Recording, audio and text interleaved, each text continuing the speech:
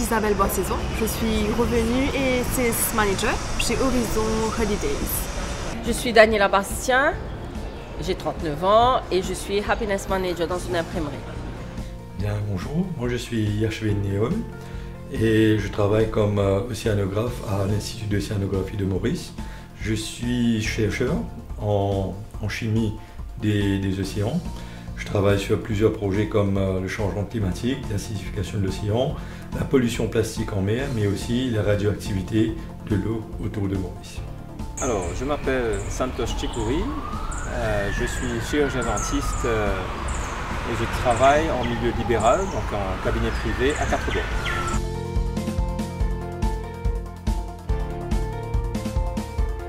Alors j'ai étudié à Angers, qui est une très belle ville, très proche de Nantes. C'est dans le nord-ouest de la France, très adapté aux étudiants. J'ai étudié à l'Université de La Réunion de 1999 à fin 2005. Donc j'ai étudié en Alsace, plus précisément à Strasbourg, qui est une très belle ville, avec des facs assez intéressantes. Donc j'ai fait mes études de dentaire à la faculté de Montpellier.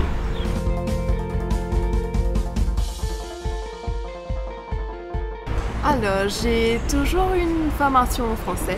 Donc après le bac, j'ai continué mes études à la Chambre de commerce de Maurice pour faire un BTS de 2 ans. À l'issue de cette formation, j'ai obtenu la bourse d'excellence qui m'a ouvert les portes à la France. C'est de là que j'ai continué, donc avec une licence d'éco-gestion, spécialisation ingénierie des services, donc Bac+3. J'ai poursuivi par une maîtrise, donc une maîtrise en tourisme, hôtellerie, restauration et loisirs, pour finir par un master, donc Bac+5, toujours en éco-droit-gestion, mais spécialisation développement territorial. Et pendant justement ces 3 années d'études, j'ai aussi eu la possibilité de faire des stages en entreprise, donc notamment organiser un événement à l'UNESCO sur le développement durable ou faire des stages au niveau de l'hôtellerie dans le groupe Accor. J'étais à l'Université de La Réunion de 1999 à 2005 où j'ai fait des études de lettres et d'anthropologie. Je suis partie à La Réunion à 19 ans et j'ai découvert un autre mode de vie, une autre façon d'appréhender le monde.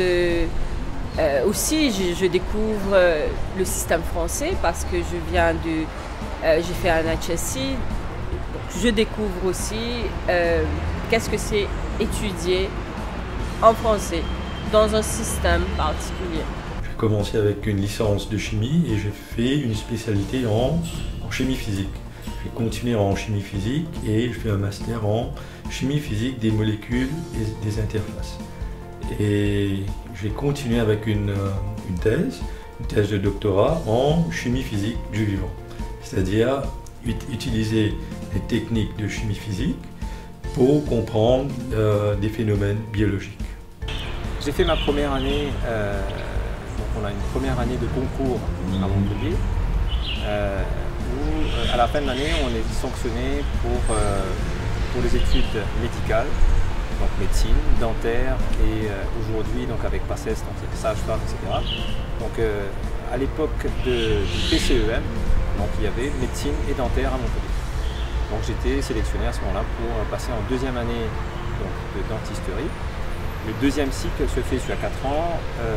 Après, il y a un 3e cycle de doctorat où on va présenter une thèse à la fin de l'année. Et ensuite, ça c'est par contre après avoir exercé pendant 6 ou 7 ans, donc j'ai décidé de faire un diplôme universitaire donc avec une collaboration Bordeaux-Maurice en implantologie. Donc ce sont en fait 2 années qu'on se spécialise dans un domaine bien précis et là en l'occurrence c'est pour poser des implants dentaires.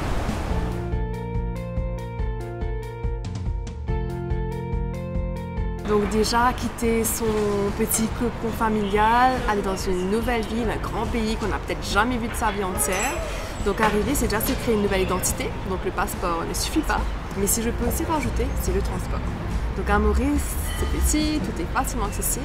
Quand on se retrouve dans les grandes villes, entre le TGV, le RER, le métro, le bus, donc on se retrouve facilement intimidé. Donc, mais une fois qu'on a compris le principe, on se retrouve facilement.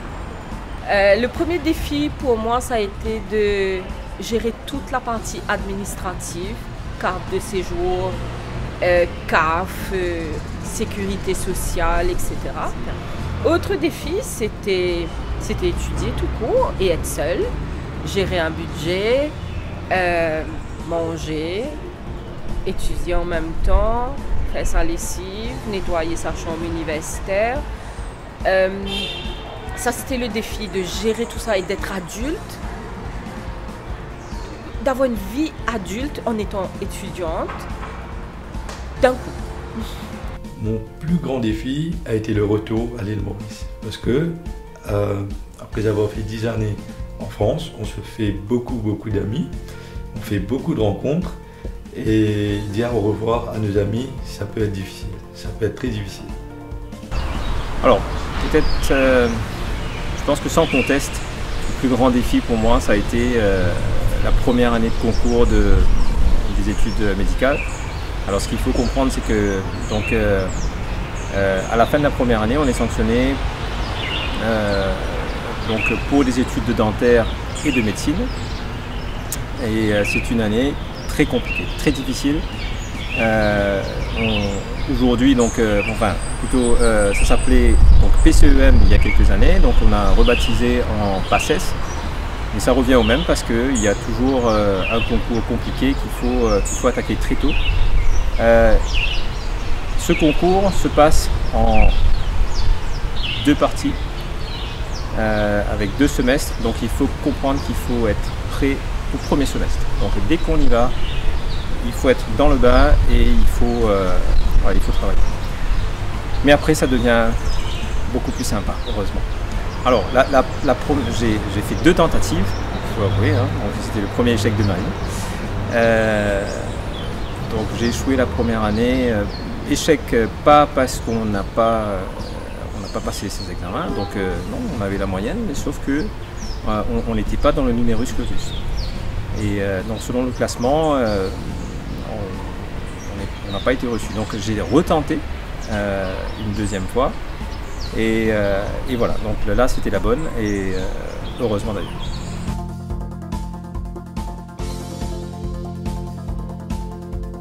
La visite de Paris à pied, c'était le dernier jour avant de rentrer à Maurice après 3 ans d'études. Donc de visionner tous ces monuments, on allait tellement petit à côté de tout ça, et finir par un pique-nique sur les quais de la Seine en voyant justement des danseurs, des chanteurs qui étaient là avec toute une ambiance. Je me rappelle un fin d'après-midi en avril, je sors de la fac, je descends parce que j'habitais à la Cité internationale qui était sur le campus. Je sors d'un cours en fin de journée et je marche, il y avait des fleurs, des plantes, et je descends, il y avait une brise, et je me rappelle de m'être posée là et je me dis j'adore la Réunion, j'adore toute cette verdure qu'il y a à l'Université de la Réunion, sur le campus universitaire. Et puis dès que j'arrive à la Cité internationale, il y avait une bande d'amis toujours sur le parvis, et mon meilleur souvenir, c'est ce moment-là, ce moment précis. Bon, il y a d'autres souvenirs extraordinaires, les déjeuners chez mon directeur de mémoire, les dimanches, il venait me récupérer et on allait déjeuner chez lui. Donc cette proximité avec les profs, ce sont des... Il n'y a pas un meilleur souvenir, je pense, il y a une grappe. Mon meilleur souvenir, c'est que j'ai rencontré mon épouse en France, et voilà. Il y a plein de flashs qui me reviennent. Si c'est à choisir entre descendre la rivière, donc l'Hérault, en canoë-kayak avec des copains, et les pistes de Font-Romeu, donc le premier Mauricien qui fait une descente de piste, je ne te raconte pas l'histoire, mais c'est des moments incroyables.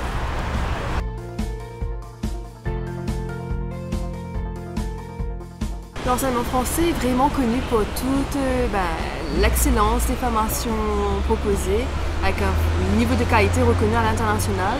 Donc toute la méthodologie de travail m'a vraiment été très utile dans mon parcours. Donc ça fait 10 ans maintenant que je suis dans le monde professionnel où j'ai pu acquérir des savoir-faire que j'ai tout de suite pu mettre en pratique grâce à l'immersion en entreprise qui est proposée pendant les cours, donc entre la théorie et la pratique, qui permet de casser toute timidité et de vraiment avoir beaucoup plus confiance en soi. Et l'éducation française, on va dire, ça aide beaucoup au développement personnel. Qu'importe où nous avons étudié, une fois qu'on quitte le nid familial, qu'on quitte le cocon mauricien et qu'on poursuit ses études ailleurs, à l'étranger, ça impacte sur la personne, ça impacte sur l'être que nous sommes. Partant à La Réunion, à la base, je pensais que ça n'aurait pas eu un grand impact sur moi parce que justement c'est l'île sœur, on parle un créole même si c'est pas le même créole. On a presque les mêmes habitudes alimentaires. N'empêche que quitter Maurice, c'était important. Quitter Maurice, c'était déchirant aussi. Mais je me suis retrouvée en tant que Mauricienne en étudiant dans un autre système, en étudiant avec une autre méthode d'enseignement, avec un autre contact.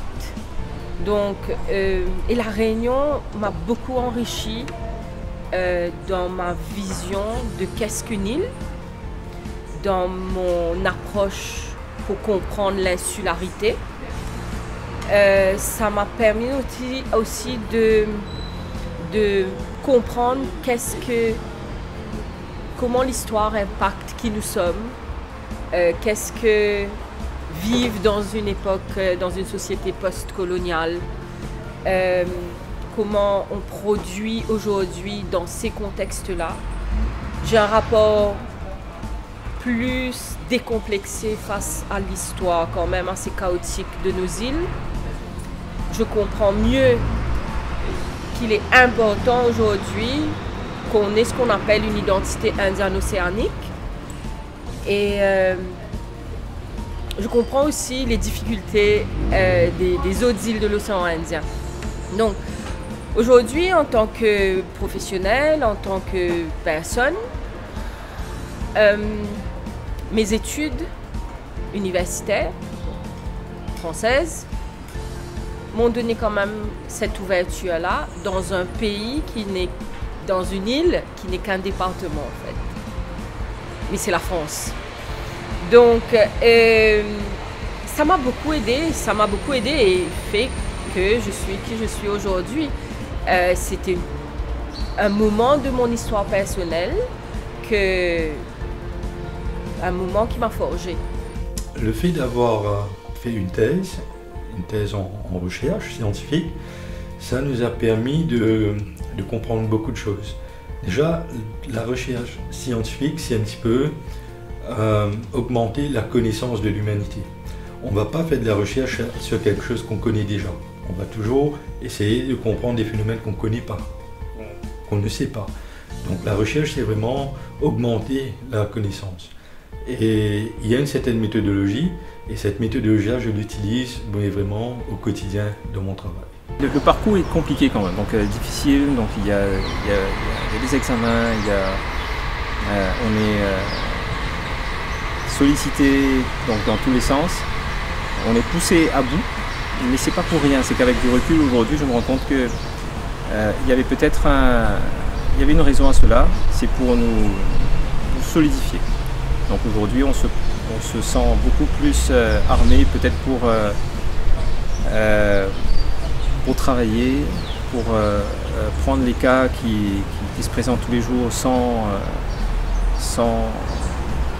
avec moins d'appréhension, ça c'est sûr, et beaucoup plus en confiance. Donc les études en France également, donc définitivement c'est un peu plus long on va dire qu'ailleurs, mais c'est pas pour rien. À partir même de la deuxième année, on commence à côtoyer la clinique. On est avec les patients. En quatrième année, on a notre premier patient. Et on commence à travailler très tôt. Et on est guidé. Donc, il y a toujours donc, les profs qui sont derrière pour nous guider, presque à nous tenir la main. Même des fois avec des petites tapes, mais bon, c'est comme ça qu'on apprend. Mais je peux dire qu'aujourd'hui, avec du recul, les études compliquées, il y avait un but. Et j'en suis aujourd'hui convaincu.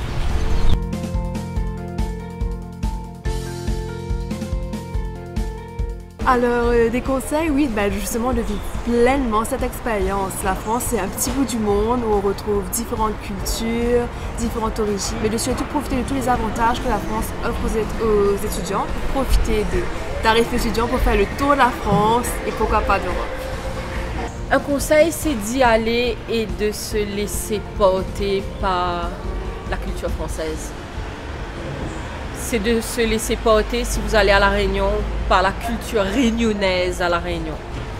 De comprendre quelles sont les dynamiques qui sont en action et de se faire plein d'amis réunionnais parce que pendant les week-ends, vous serez invité chez eux et vous allez pouvoir goûter les plats typiques de La Réunion. En France, chaque région a une certaine spécialité. Par exemple, à Strasbourg, la spécialité, c'est la chimie. Strasbourg est considéré comme un pôle d'excellence en chimie. Pourquoi? Parce que, par exemple, au niveau du master, on a 24 spécialités. Pareillement, de d'autres régions, il y a des régions qui sont spécialisées en lettres, des pôles d'excellence en droit ou d'autres sujets. Donc, le conseil, c'est vraiment de s'orienter dans ces régions avec les spécialités dans lesquelles on veut étudier. Aussi, par exemple, à Strasbourg, cette notion de pôle d'excellence, on le voit aussi au niveau de la recherche. Par exemple, on a 3 prix Nobel de chimie qui sont à Strasbourg actuellement. Il y en a certains qui participent à l'enseignement, d'autres qui sont seulement en laboratoire. Mais cela montre un petit peu cet aspect d'excellence de chaque région.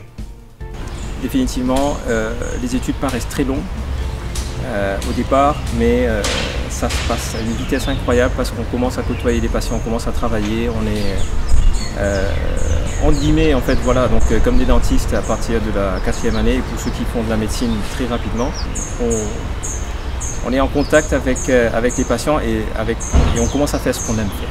Voilà, donc le conseil, il faut être très courageux, motivé et surtout au taquet dès le départ.